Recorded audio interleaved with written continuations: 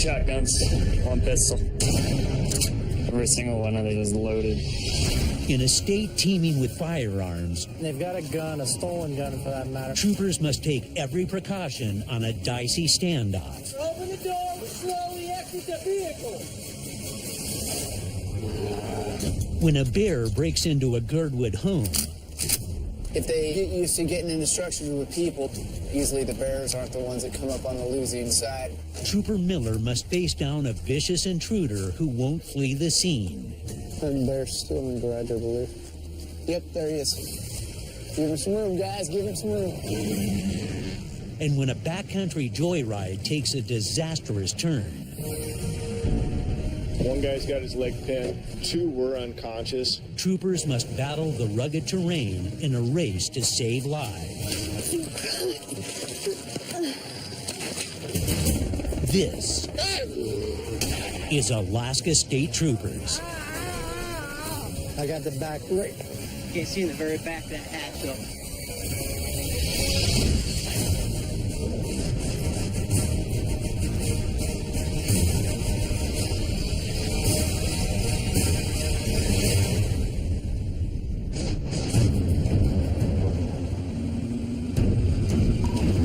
Good. Corvette yellow, orange, and red details at the bottom. She's supposedly in that vehicle. 10-4. Just saw that car. Trooper Keenan Mulvaney just missed the car with a woman armed with a stolen gun. 35, 33. I'm going to turn around and maybe check some side roads. 10-4. The car that's involved in this theft, that's a very specific car. It's like a 70s Camaro with an orange and yellow stripe. While we were sitting doing some paperwork a little while ago, the car that's involved in this theft actually turned in front of us. We didn't know it at the time. Now we got to go try to find it in the vast Fairbanks area here. Fairbanks is the 2nd largest city in Alaska, so finding 1 car could be a wild goose chase. She's 1097 on conditions of release, and the second female, she's on probation. 4037. Any units that comes into contact with the vehicle, field interview all occupants. The vehicle could be headed for a remote hideaway outside of town or looking to lose authorities within the maze of city streets. They're putting it out for all local law enforcement to be on the lookout for. It's called a BOLO. Be on the lookout. And hopefully somebody will see it and pull it over. 2033, what's your time? I'm going to hang out in North Pole for a little while and just cruise around these areas. See if I can just catch a glimpse of the vehicle. So let me know if you get any intel, and I'll start making my way towards whatever that area is. Suddenly, Ring City 20 Peace Park facing.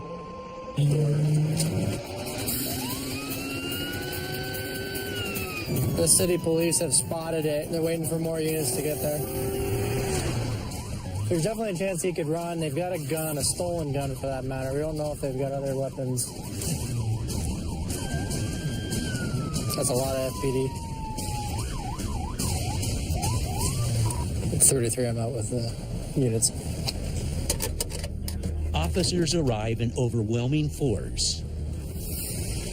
We don't know if they want to make this into a shootout or what. Behind you. We take precautions. We have our weapons out, ready to go if they do come out shooting. Open the door and slowly exit the vehicle. Hands up. The driver gives up, but the two female passengers stay in the car. Front seat passenger, open the door with your right hand. Slowly exit the vehicle.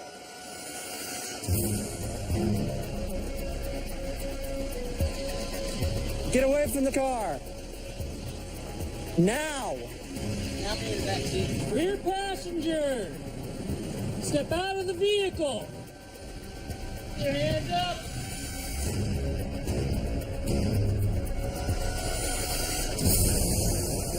All three are now in custody. 33, will you send out a photo? But troopers still haven't found the stolen gun, and more people could be hiding in the car. Can you see anybody at all? I can't see anybody else unless they're lying down or something. Should have a 40 cal somewhere in there. All right, Dustin, give it a good challenge. The three of us will go up there. You ready? Yep, move.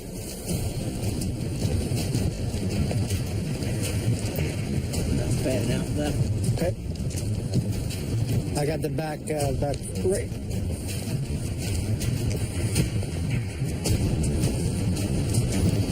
You can't see the very back of that axle. Looks clear. Clear. Ankle's clear. Okay, vehicle's clear. It's definitely a higher risk scenario, but everybody gave up peacefully, which is a good thing for them. If they find the stolen firearm, it could cost the suspected thief up to 5 years in prison and a $50,000 fine. And she just got out of jail 2 days ago. We were trying to look for her for warrants for like 6 months. We could never find her. So I know she's pretty elusive. So troopers take a run at the other passengers. Did she make any mention of anything that she got while she was in the house? Do you know what she might have in her bags? No. Was there anything in that car that she shouldn't have or you shouldn't have? Not that I'm aware of, no. When we went from home, she got me a purse. She brought you a purse? So there's nothing in that vehicle that she would have taken out of the house if she wouldn't have taken. I mean, How's she fine? I honestly don't know. Nobody's talking. So troopers let the pair go, Come on, baby. impound the car, and get a search warrant. Back at post, armed with their warrant, they begin their pursuit. So if you want to search, I'll photo for you.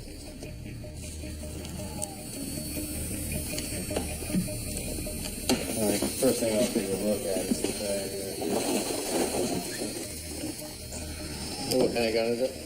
It's a Springfield XD. Springfield XD. That's the stolen gun. But that's not all they find. There's needles and a spoon.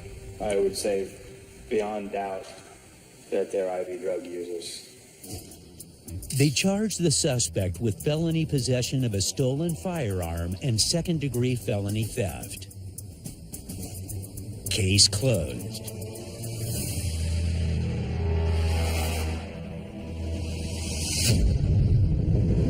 Over 200 miles south in the Matsu Valley, troopers prepare for one of the year's busiest holidays, Memorial Day weekend. Perfect timing for a veteran's return to the streets. I'm Michaelin Manrique, and I'm the sergeant of grave shift in B detachment here in Palmer. Just came back to the road after 8 years working homicide, sexual assaults, major crimes. And let me tell you, I'm just getting my patrol legs back. My dad is a retired state trooper. There's lots of father-sons, but we're the only father-daughter combination, so I guess it kind of runs in the family. Just a few hours into Sergeant Manrique's shift, 12 copy. a serious accident sends her racing to a remote area a few miles outside of Palmer. We're headed out to Jim Creek. There was an ATV accident. The female was unconscious, and the male had his leg pinned. There was a report that alcohol may be a factor. Medics are on their way.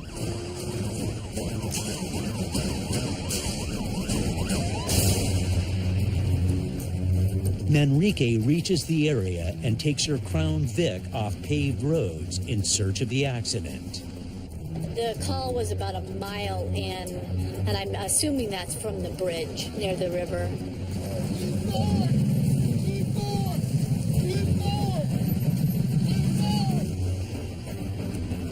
But Manrique can't get to the accident scene by car. just gonna have to walk it, I think.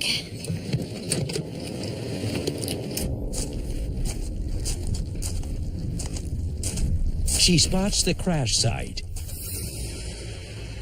People's lives could be at stake. Sergeant Manrique must act fast. I think we're just gonna cross. That is deep. The temperature's close to freezing, and the water isn't much warmer.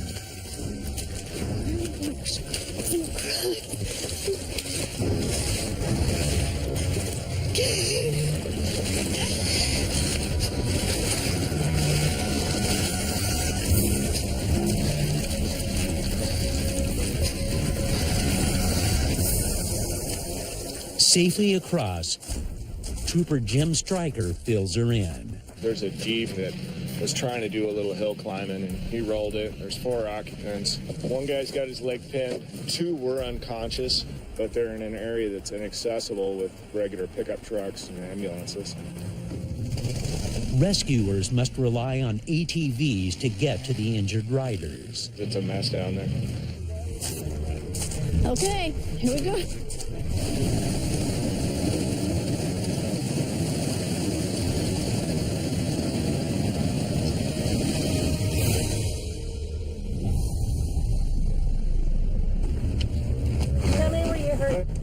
It's not good.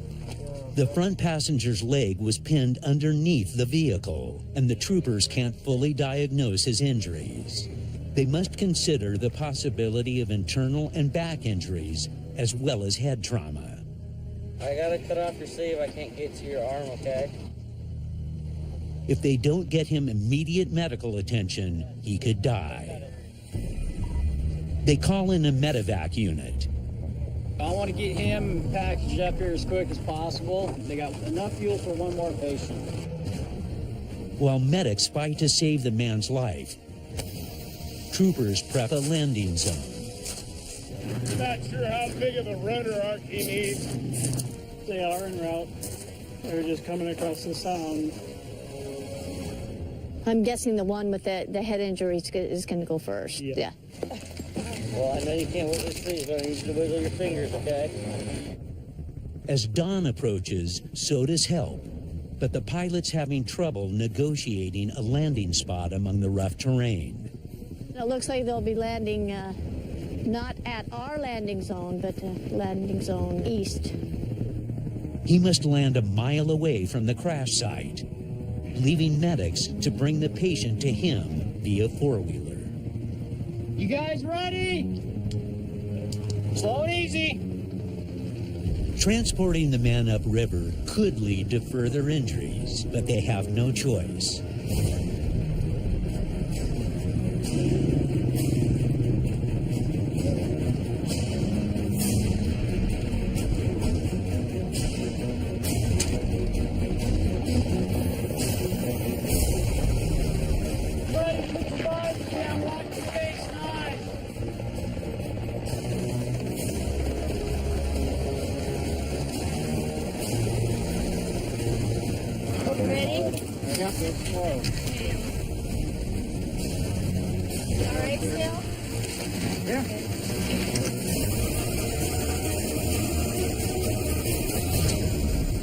The victim now faces a rough 20-minute ride to the hospital, leaving Sergeant Manrique behind to investigate what went wrong. That's not eyeglasses. Her first potential clue. This is what they call marijuana. The driver walked away without any injury, but he'll still pay a price. It appears pot wasn't the only factor at play here. Trooper Stryker conducted field sobriety tests and determined that he was intoxicated. Obviously, you take risks even when you're just out here for-buying, but the risk is even greater when you add alcohol or you add drugs to it. And something that he may not have done sober, unfortunately, ended with 3 of his friends going to the hospital.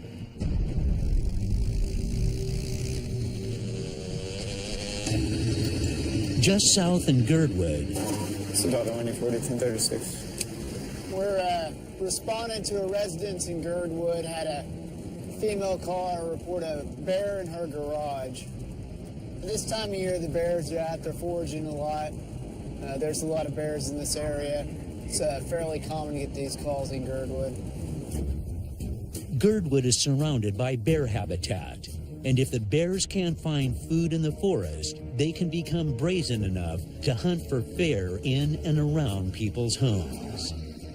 And when they move in, Trooper Joseph Miller knows the results can be deadly.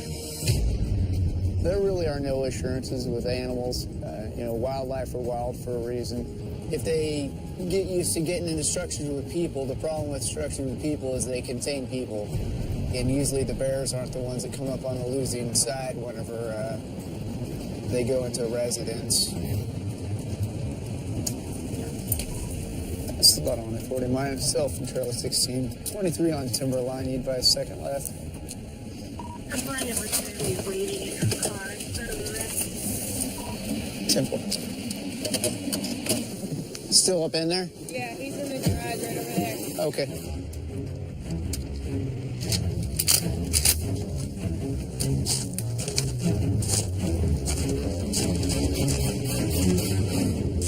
Still on 40. We're 23. And they're still in the garage, I believe.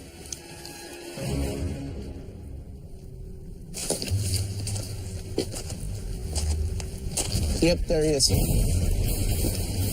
Give him some room, guys. Combined opportunity is waiting in your car. Temple. Still up in there? Yeah, he's in the garage right over there. Okay. In Girdwood,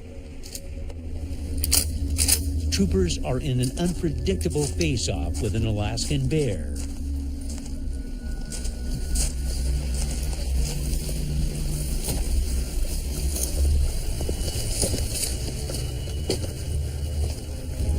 Yep, there he is. Give him some room, guys. Give him some room.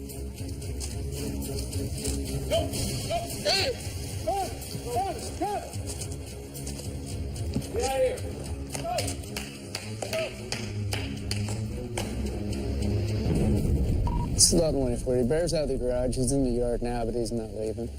Hey! Hey! Go! Hey! Go! Go! Hey! The uninvited guest won't back down. You go around neighbor's yard? And when the bear threatens another residence, there's a residence right there. Troopers must take a more proactive approach. Trooper Hennessy will use a non-lethal explosive round to run the 100-pound animal off. You got a decent shot over here if you want to pop him.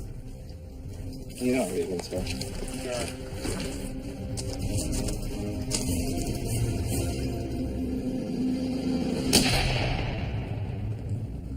That worked. Trailer 16 deployed a bear round, scared him off. He's out.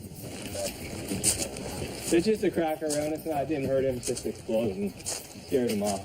Trooper Hennessy deployed a cracker round. It's a bear round, and it's essentially just a loud noise that's utilized to scare large animals. It's not their fault. They're looking for food. They have to survive just like anything else.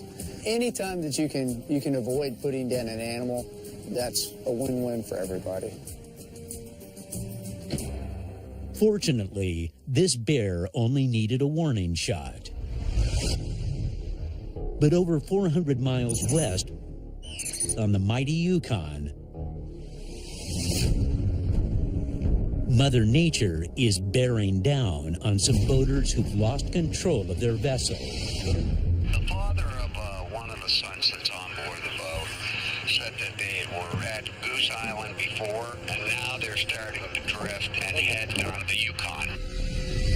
The powerless boat hasn't been seen since yesterday, and attempts to contact the passengers have gone unanswered. Any description on the vessel? The only description I got is an operator and 5 passengers, and they might be drinking, but he wasn't sure. Let's throw some life jackets on and see if we can contact them. That sounds good. Bye. The waterways here in remote western Alaska serve as main thoroughfares connecting the native villages. But they empty into the massive Yukon, the third longest river in North America. If the helpless boaters hit those torrential currents and capsize, they won't stand a chance. At this time of year, falling in the water is life-threatening. There's pretty significant current on the Yukon River, and if you can't get back into a boat and change into dry clothes, your chances of getting hypothermia even after coming out of the water are significant. Hey, Jim. Trooper Nick Massey meets up with a village public safety officer to begin their search. Jim, if you could grab this bow line here. Yeah. I'll back the boat in. They spring into action with no time to spare. Okay, I'm coming up.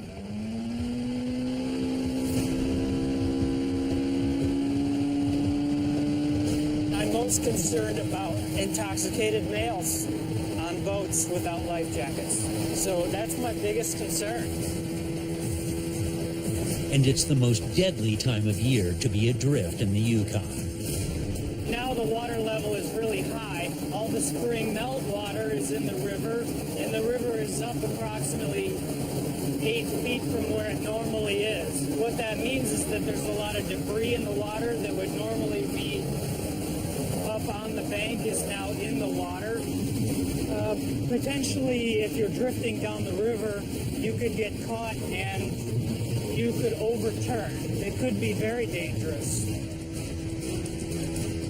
8 miles downriver, something catches Trooper Massey's eye.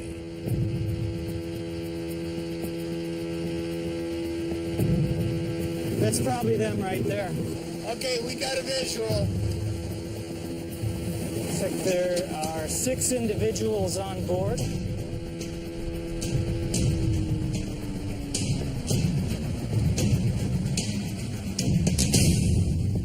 Seven individuals on board, one in the bow. Then, It looked like they may have thrown something overboard on the far side.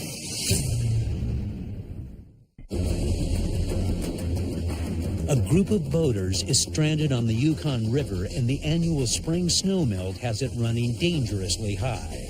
Their only hope may be Trooper Nick Massey. That's probably them right there. 7 individuals on board. It looked like they may have thrown something overboard on the far side. How y'all doing? Want to throw me a line? Hi guys, how's it going? Can I help you out with some gas? Yes. All right. Do you mind if I step in the boat? Thank you.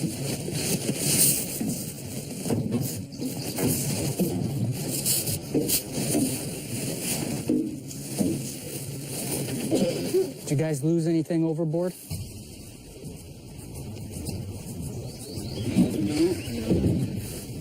Okay. Nothing. Who's driving today? Me. You're driving? When's the last time you had a drink?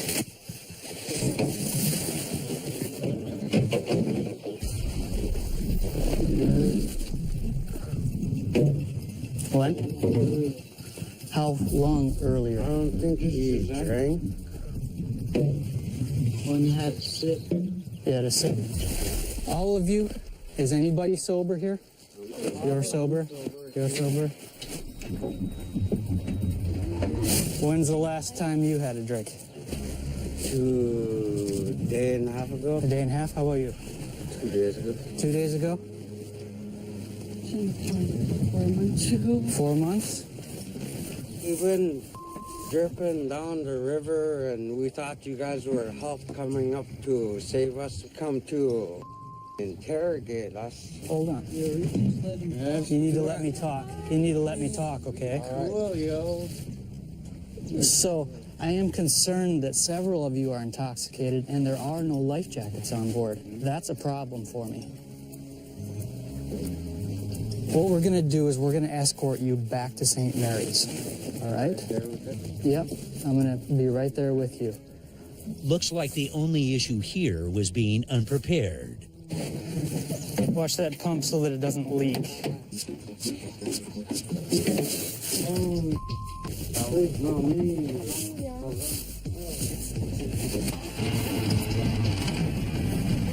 Okay, I'm backing off.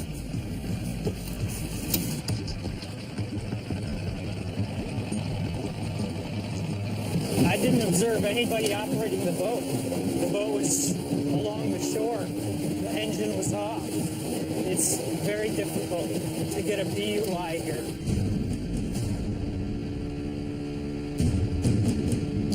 My primary duties are to ensure that people remain safe. In this case, I think that education would be most effective and not a citation for a life jacket. All right, I need to visit with you guys, all as a group. I need everybody to listen. Before you leave again, make sure you have life jackets, enough fuel, and a sober driver. We have free life jackets that I will give you if you don't have any. Up at our trooper post, you can stop by and I will give them to you for free. Really? Okay, yes. I just want you guys to have them, all right? I want to make sure that in the future they have life jackets, that they're not operating while intoxicated, that someone is sober. That's the biggest thing that I want to address today.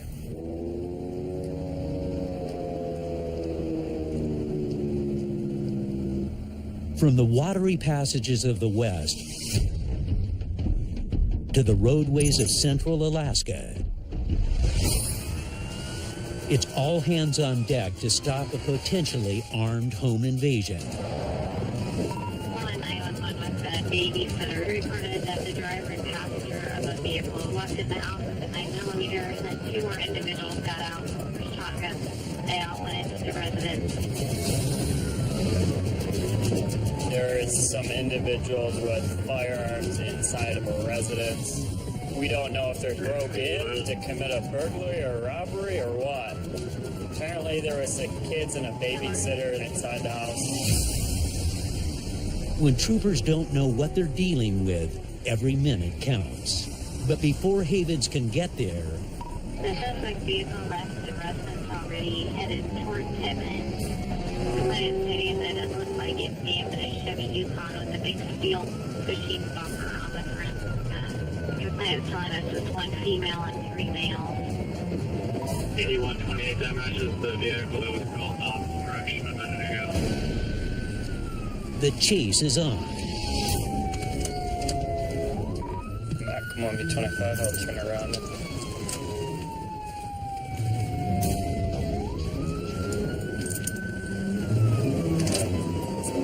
We're turning around. There was an SUV that might be the one up here, but we'll see.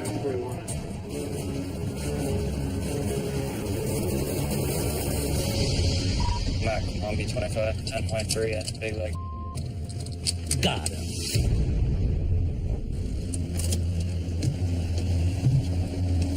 Troopers separate the suspects and start asking questions. You come here. I'm gonna talk to you back here. Obviously, we got a call that from a house. Okay. That a couple of people broke into a house. That one, match the vehicle that you're driving, and two, I was just helping my buddy to a T. Okay. As far as physical. I was just helping a buddy move. He called me. He was like, "Hey, can you come help me move all the?" Okay. So who's that buddy? The one that's is there one that's here? No. Okay, it's not here. No. Okay. was inside this house, or does he live there, or what? He was dating the girl that was there, he said. Where were you planning on taking his stuff? I was just going to go back to my house for the time being until he actually gave me a place to take it. So what happened at the house that we're getting a call that there was people with firearms and all that kind of stuff? Well, we had just gotten back from shooting, man. So you're just showing my buddy the gun. Oh, you were putting the guns inside the house. Yeah, like... Okay, to show. Yeah. The man has all the answers but one. What's his last name? I have no idea.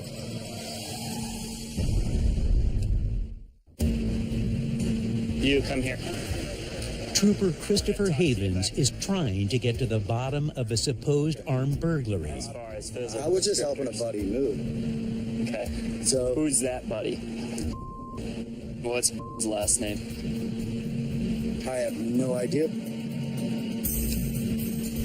mean, it doesn't really seem like you're that great of friends with him if you don't know his last name, right? Obviously, it's kind of like a what the situation. Okay. Do you mind if I take a look at this? No, go ahead. Havens looked through his phone to verify his story. So why is texting you that we just passed 2 troopers on Hollywood with lights on? Probably because he passed 2 troopers. I don't know. He's pretty random, man. But if you're not doing anything wrong, then why does he have to text you that 2 troopers are coming down Hollywood with their lights on? Look, man, I don't know. He wasn't with me. The suspect's vehicle is full of expensive items. 3 shotguns, 1 pistol. Every single one of these is loaded too.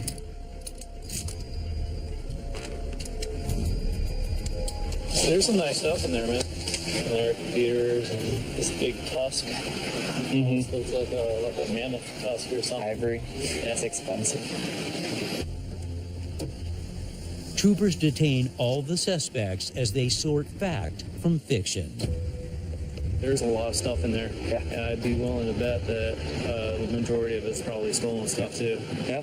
So if she says it's hers and it's stolen and they're not supposed to have it, then it's game on. All right, she's supposed to be here in about 10 minutes from now. The homeowner finally arrives on scene. According to him, they go into your house looking for you, saying that you have a deck to pay with them. I don't really care what that's about. It's neither here nor there. They go into the house, can't find you, so they take a whole bunch of stuff out of the house. And my children. And your children. And they had guns. What's going on? Do you know these people? Can I see them? This kid behind you is sitting up in my patrol car there. Okay. Do you know anybody by the name of?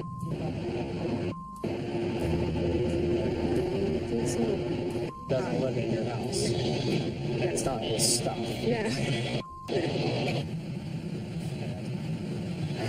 Both you two are going to be going to jail today for burglary and theft in the 2nd degree, which are 2 felonies. She wasn't involved. Unfortunately, everybody was involved that was in the car with you. Because so is everyone going to jail? Yeah, everybody's going to jail. I don't doubt that there's a backstory going on here that people may not be telling us, but obviously we still have a crime that occurred and those items don't belong to them and they were in possession of those items. They're gonna go to court and explain their story.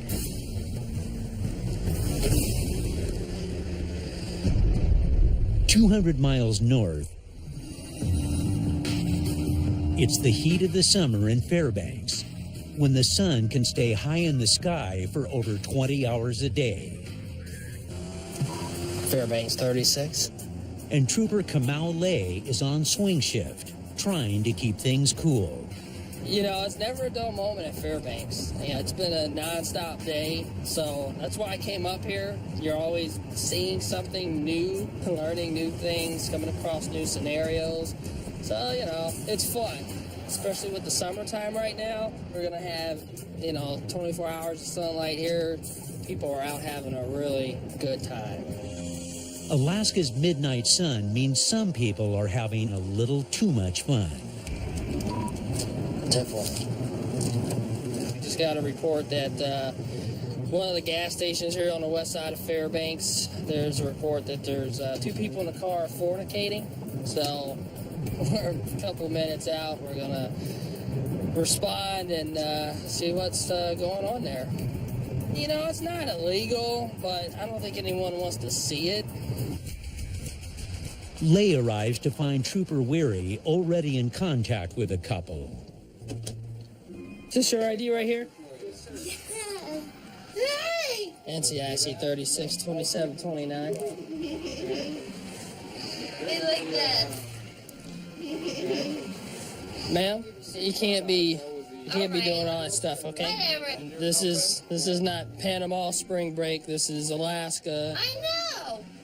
Babe, I need a cigarette. Ma'am? Mosquitoes are biting my legs everywhere. That's my boyfriend. All right, ma'am? That's my baby. She is my baby. We're trying to have a good time. You guys are being... What kind of good time can you have here at a closed gas station? You know, Well, that's one the good time is right here. It's all right here. In your I pants? will give it to you. I will give it to you. Yeah. Evidence. Cool. I don't need that evidence either.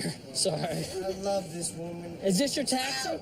Yes! The couple doesn't have any outstanding warrants, so Trooper Lay lets them take their party elsewhere. Fairbanks, Alaska. Fairbanks, Alaska. Midnight sun. Wow, that was interesting. Back on the streets, Could be off of road, a possible break-in. 10-4. a robbery in progress sends Trooper Lay speeding across town. Someone's watching a residence for a neighbor. They got a report that the front doors were open. And when the neighbor showed up, he noticed that the doors are open. So we definitely think that there's going to be someone in the house. It can turn very dangerous quick. We got a report of a possible break-in. We're going to approach here quiet. We're not running lights and sirens. We're not out to spook them and get them to run away. We're out to catch them in the act. So it can turn very dangerous quick.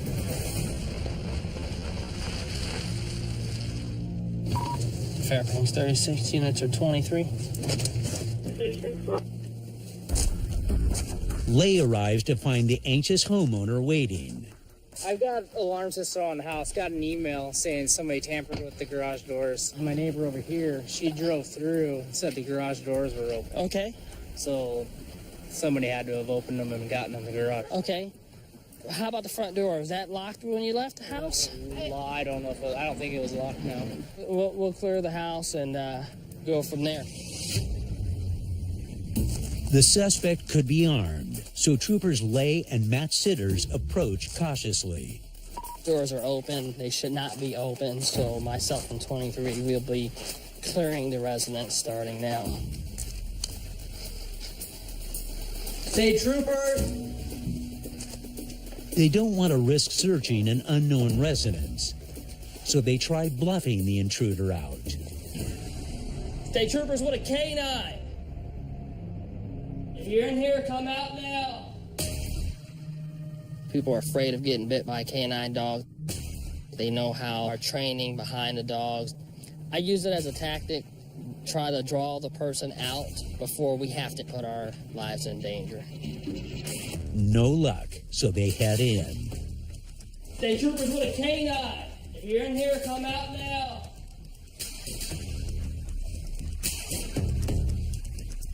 There's a lot of hiding spots. Show us your hands now. Still no answer. State troopers, if you're upstairs, come out now.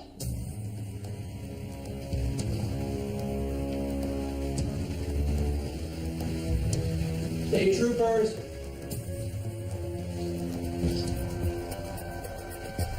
State troopers with a K9. State troopers. State troopers with a K9. We will bring the K9 out, so show us your hands now. Let me get this last roll.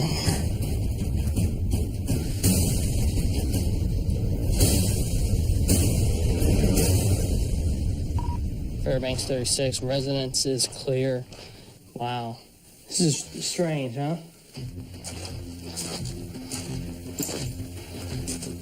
So we went through, we don't see anyone, but the house seems to have a lot of stuff all over the place. So Trooper Lay brings the homeowner in to assess the damage. my guns are here, so that's... All right, so it looks like we have good news then. Nothing's missing. But outside, Yep, somebody got in here for sure. It's probably a $1,000 tool. the thief didn't stop there.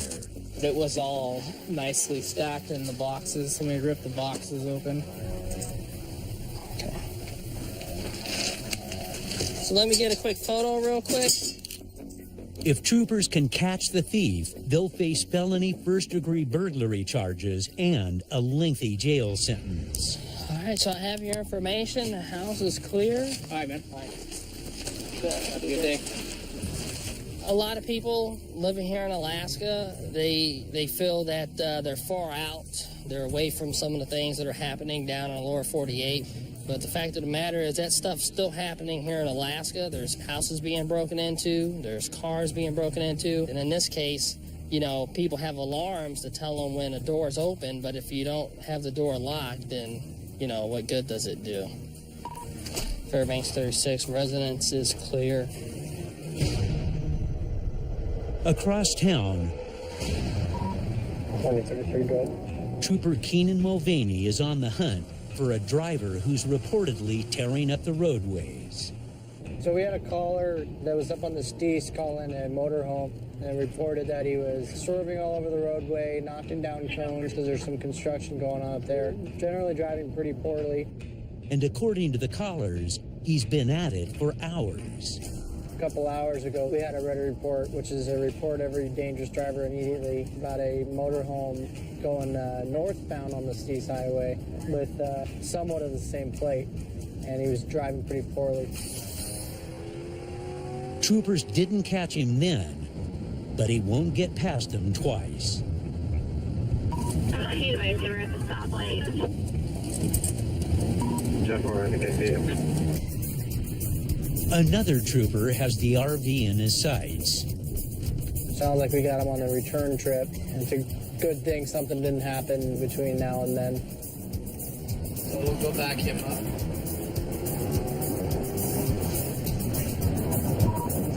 Is that what 242? Trooper Stewart's got the driver. Not just sit on the vehicle, okay? Change to you. I know I'm under arrest. I get so old that I can't get out the car. Let's go over this way, so we're out on the roadway, all right? I get my flip-flop. Okay, move it. You won't let me have my flip-flop.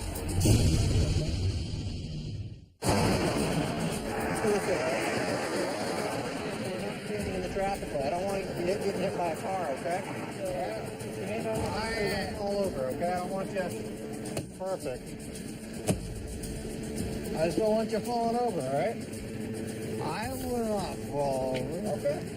Troopers in Fairbanks have a reportedly drunk driver on their hands, and he's driving an RV. It's perfect. Good. I got nothing better to do. They don't want to pay their tax credit. I've been paying taxes. Let's go stand right over here, okay? All right? Okay. What I actually like to do is make sure. We'll test. You go ahead and do what you gotta do. Okay. You're not going to do any tests, anything like that? No. He's affording you the opportunity to pass these tests. Oh. Who are you? Trooper Mulvaney. No. No? No. Okay. All right, go and put your hands behind your back right now. You're under arrest, okay? Oh, I'm under arrest. Oh, Calm down. I'm not upset. Back in Nam, we used to get upset. Check this out. Come on. You don't have a seat in my vehicle, I think your okay? hat's too tight. That's funny. I'm old. I got you. You're a piece. He's revoked. Yeah, he didn't have a valid driver's license. It's a felony DUI. While Trooper Mulvaney calls for a tow truck, Trooper Stewart discovers the root of the driver's problem. He had an open box of wine right there behind the seat and stuff. Yeah. Looked like it was all over him, too. He was drastically going over the last. I mean, so it was a good call. He refused to do any standardized tests, and based on this other trooper's investigation and his observations and the ready report, he decided to arrest him for DUI. It's safe to say he's highly intoxicated and a very big danger to the public. And it sounds like it's a felony DUI, so he's been down this road before.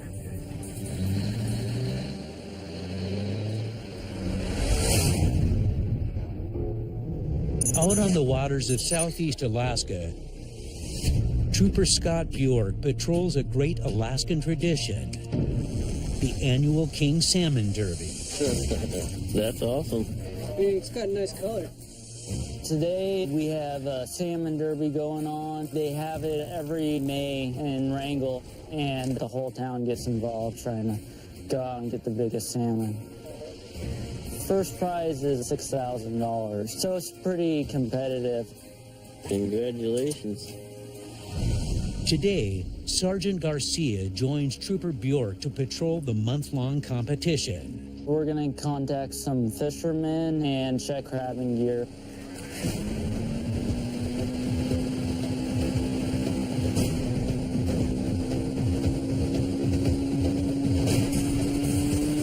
Oh, who's our first customer?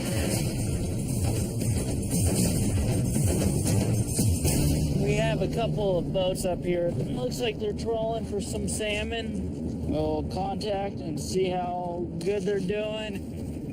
All right, I'm going on the back deck. How's it going, guys? Good. Any luck? Yep. Got 2 on board. Awesome. I'm just going to quickly check licenses and get out of your way. But before Bjork can board, he notices a nearby vessel taking off. For whatever reason, they decided they don't want to be over here. Troopers give chase across the choppy waters.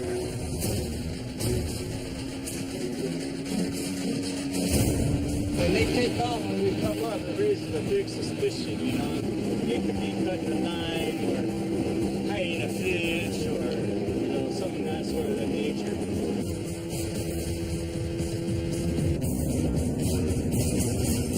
Finally, the boat slows down. They can only fish one rod per person. We could possibly cut the line or rolling up the line. Gonna hop back there.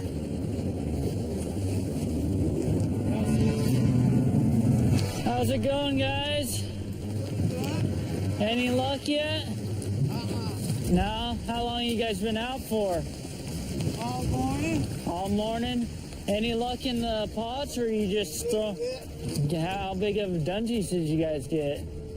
The troopers quickly spot a possible violation. That's kind of small there. Yeah, mind if take a look? The crab appear to be undersized and may be illegal. If so, the fishermen could face hundreds of dollars in fines. Take a look. Yep. No, let me. Plenty big. Nah, you're way off. Way off? Yeah. Here, let me show. When you measure, see the spine right there? You measure from the inside, and you can see how big of a difference that is. Come on, little crew. I know he's not. No, He might. See? Nope, he's not good. Do you guys even have sticks on board? Sticks to measure? He went overboard. Then how do you know if you have legal? Just look. Just look? You know, we used to go from spine to spine.